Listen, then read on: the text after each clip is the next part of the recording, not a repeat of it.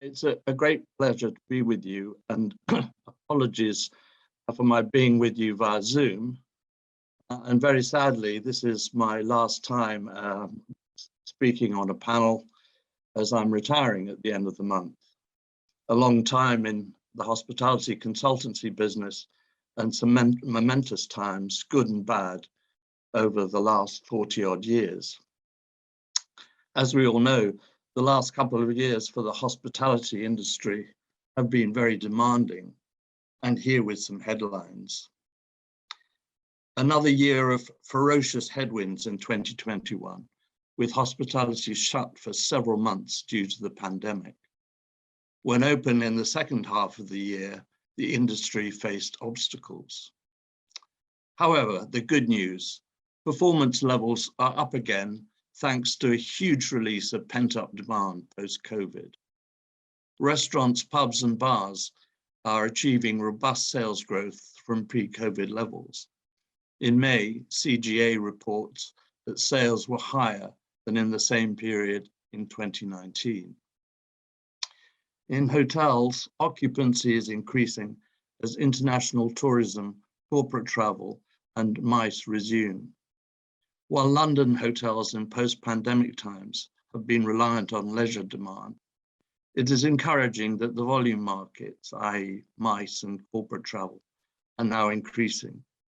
Room rates generally in the UK have risen to offset losses incurred during the pandemic. While the industry is recovering, obstacles still litter the path to pre-COVID normality. Most significantly, the labour crisis. Latest stats from ONS show 171,000 vacancies in the hospitality sector, with an increased cost of payroll to compete for talent. Further, the travel industry has been significantly affected. Witness the chaos we have just seen over the Jubilee weekend, with people trying to travel over the half-term holiday, with the hangover set to last for 18 months. There have been supply chain issues as a result both of the pandemic and Brexit. Huge delays in procuring materials and increases in the cost of raw materials and an increase in import tariffs. Inflation, cost of living increases and falling consumer confidence represent a huge threat to the industry. Although this may be mitigated for much of this year by pent-up demand. While hospitality may be considered a discretionary purchase, the desire to get away is evidenced by that pent-up demand. However, this will be tempered by concerns regarding the cost of living and rising energy prices. The end of the VAT vacation in April meant a rise from 5% VAT to 20%, and this will result in further pressure. Another vital issue demanding our full attention in the hotel industry is the topic of sustainability.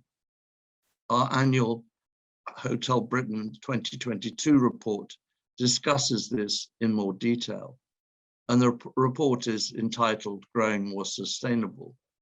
And many thanks, Jane, for sharing the report with our attendees today. This year's report is designed to raise awareness of the direct impact of hotels on climate change, and conversely, the influence of sustainability on the hotel industry. The hotel industry utilizes the planet's natural resources to attract its guests, yet accounts for 1% of all emissions globally and depletes the global natural resources. In Hotel Britain, an interview with Ufi Ibrahim, CEO of the Energy and Environment Alliance, explains to us why sustainability is now an urgent investment for the industry. New government regulation means that capital will become harder to access unless firms can demonstrate a robust ESG policy. So important is the topic that BDO are hosting a roundtable discussion about sustainability in the hotel industry later this month. So more to come on this. And with that, thank you very much indeed. I'll pass you back to Jane.